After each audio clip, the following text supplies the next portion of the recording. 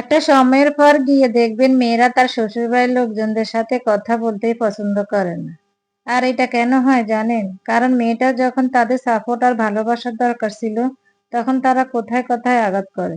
মেয়েটার হৃদয়টাকে এত পরিমাণ ক্ষত-বিক্ষত করেছে যে সেই মেয়েটা হয়তোবা কখনোই আর চেষ্টা করলেও এসব ভুলতে পারবে না। তো এই কথাগুলোর সাথে আমার জীবনের কোনো মিল নেই, হয়তোবা কোনো না কোনো বোনের লাইফের সাথে মিলে যাবে। সো হ্যালো এভরিওয়ান, আসসালামু আলাইকুম, welcome to my another blog. সবাইকে আবারও গোলাপি কুকিং ব্লগস 2 তে স্বাগতম। তো এই যে এটা হচ্ছে 9 রোজার ভিডিও। আমি রোজার মধ্যে 2টা ভিডিও ছেড়েছি ইউটিউবে। তো এই যে আজকে শুরু করলাম একটা বড় ভিডিও, সবাই দেখে নিবেন। তো এখানে আমার কিছু বাজার নিয়ে আসলো, মাংস, ধনিয়ার গুঁড়া আর পোলাও চাউল আনলো। বাচ্চারা বোনা খিচুড়ি আর মাংস খেতে চাইছে। আসলে রোজার মধ্যে যাই রান্না করি তাই থেকে যায়। বিশেষ করে সবজি আর মাছ রান্না করলে এগুলি থেকে যায়। মুরগি মাংস থাকে না, ওগুলা খাওয়া যায় কোনো না কোনো ভাবে। আমি তো সবজি খাই, আমার ভালোই লাগে, কিন্তু মুরগি ভালো লাগে না। মাংস তাও একটু খাই। ইদানিং মাংস আমার খুব পছন্দের হয়ে উঠছে। আমার বাচ্চারা তো এটা ছাড়া কিছুই বুঝে না। আমার ছেলে তো ইফতারির পর ভাত টাত কিছুই খেতে চায় না। যে দেখছে আজকে খিচুড়ি আর মাংস রান্না করছি, অমনিতে বলে যে সে ইফতারি খাবে না, তার জন্য খিচুড়ি আর মাংস দেওয়ার জন্য যে আজান দিয়ে দিয়েছে।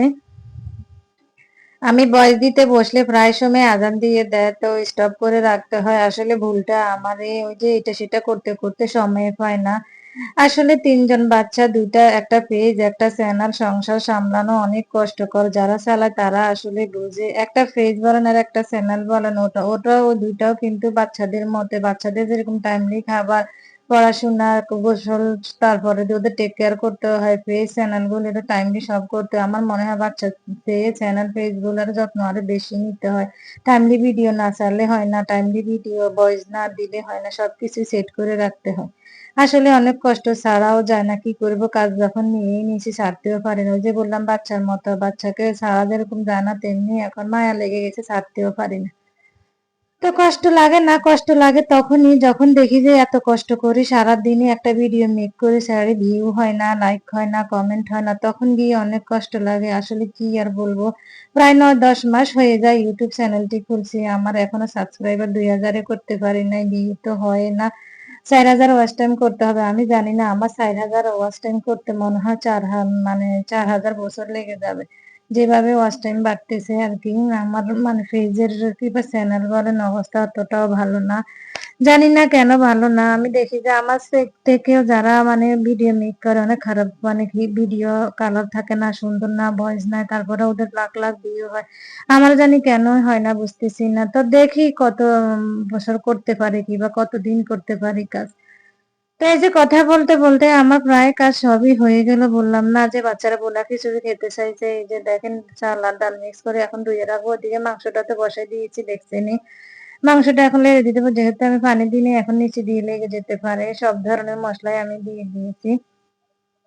রোজা রেখে আসলে ভিডিও করা, একবার অফ করা, একবার অন করা, নিজেই সবকিছু করি, কিন্তু এডিটিং আমার ছেলেই করে দেয়, আমি করি না। তো এই যে দেখেন ছেলে এডিটিং করলেও বলে দিতে হয় এখানে এটা করো, এখানে ওইটা করো। আসলে অতটা অত বড় হয় নাই, তারপরও ভালোই পারে। যা হোক, ওর উপর নির্ভর করেই কিন্তু আমি চ্যানেল পেজ গুলো খুলছি। আমি অতটা ঝামেলা কিংবা ভালো লাগে না। ওই যে বললাম না, সংসার সামলিয়ে, বাচ্চা সামলিয়ে, বাচ্চাদের পড়ালেখা, স্কুল বন্ধ হলে কি হবে, স্কুলে পড়া অনেক দিয়ে রাখছে, এগুলো হ্যান্ডেল করতে হয়। তারপরে সারাদিন রোজার মধ্যে ইবাদতে একটু বেশি থাকি, কোরআন শরীফ পড়তে হয়, সারাদিন কত দোয়া পড়তে হয়, নামাজ কালাম, সন্ধ্যা, ইফতারের পর আবার ভয়েস দিতে হয়, ভয়েস দিতে না দিতে আবার আজান, আবার তারাবির সময় হয়ে যায়। তো এগুলা করতে করতে চলে যায়। এত কষ্টের ভিতর দিয়ে ভিডিও করি, তারপরও ভিউ হয় না। মানে শর্টস এর মধ্যে ভালোই হয়, কিন্তু বড় ভিডিওতে আমার ভিউই আসে না। তো এই যে কথা বলতে, বলতে আমার মাংসটা কষানো হয়ে গেছে। পানি দিয়ে দিলাম। এখন ওই চুলা দিয়ে নিয়ে যাবো। আর এই চুলা দিয়ে আমি খিচুড়িটা বসিয়ে দিব। আসলে আজকের রান্নাটা আমি ১২টার আগেই রান্না বসাই দিয়েছি। যেহেতু আমার মেয়ে ২ টা রোজা রাখে নাই। ওরা দুপুরবেলা খাবে বলতেছে। তো আমি রান্নাটা দুপুরেই করে ফেলছি। তো এই যে দেখেন আমি আজকে খিচুড়িটা হাতে বসিয়ে রান্না করব। যখন যেভাবে মন চায় তখন সেভাবে বসাই, সব ধরনেরই পারি। তো এখন সবকিছু দিয়ে হাতে মেখে পানি দিয়ে আমি বসিয়ে দিব। আর এবার রোজার ৯টা হয়ে গেল। আমি এখনো ডিজার্ট আইটেম কিছুই করি নাই। আপনাদের সাথে শেয়ার করি নাই। দেখি কি করতে পারি, শেয়ার করব। আর সবার কাছে আমার একটাই অনুরোধ হলো ভিডিওটা দেখে যদি ভালো লেগে থাকে তাহলে লাইক, কমেন্ট, শেয়ার করবেন। আর হ্যাঁ, আমার চ্যানেলটিকে সাবস্ক্রাইব করতে ভুলবেন না। বেশি, বেশি করে শেয়ার করে দিবেন প্লিজ। তো এই যে আমি সব ধরনের মসলা দিয়ে দিছি, হাতে মেখে নিব। আমি ভালো করে অফ ক্যামেরায় অনেকক্ষণ মেখে নিয়েছি। এখন পানি দিয়ে দিব। আমি কিন্তু গরুর মাংসটাও হাতে মেখে বসাইছি অনেকক্ষণ মাখিয়ে। তারপর আমি পানি দিয়ে বসিয়ে দিয়েছি। আসলে মাংসের ভুনা খিচুড়িটা অনেক মজাই হয়েছে। এখন সবাই বলবেন যে নিজে রান্না করে নিজেই বলে, আসলে তা না।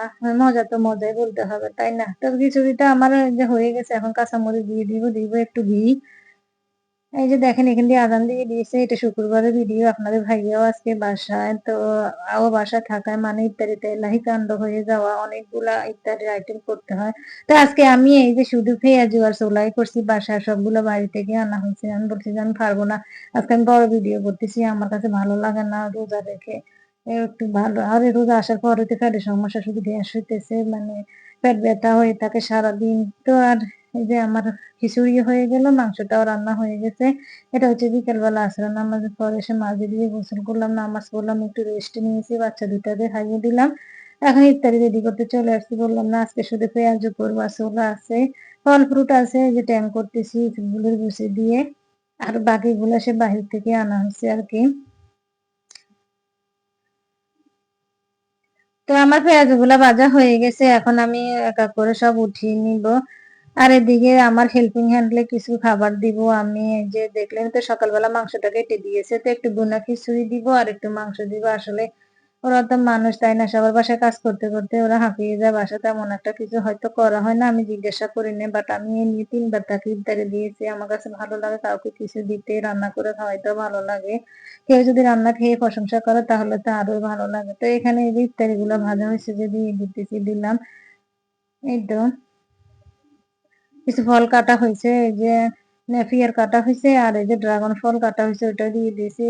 আনারসও কাটা হয়েছে, ওটা আর দিই নাই। আর এখানে কাঁচা ছোলা যা যা দিয়ে খাবে আপনাদের ভাইয়া ওটা এখন মেখে নিতেছে। ইফতারিতে তার এটা হলেই না, এগুলা ছিলে দিয়েছিলাম। তো এই যে ইফতারি আমাদের সবার রেডি, ইফতারির সময় হয়ে গেছে। তো আজকের ভিডিও এখান পর্যন্ত। সবাই ভালো থাকবেন, সুস্থ থাকবেন, নিরাপদে থাকবেন। সবাইকে আল্লাহ হাফিজ।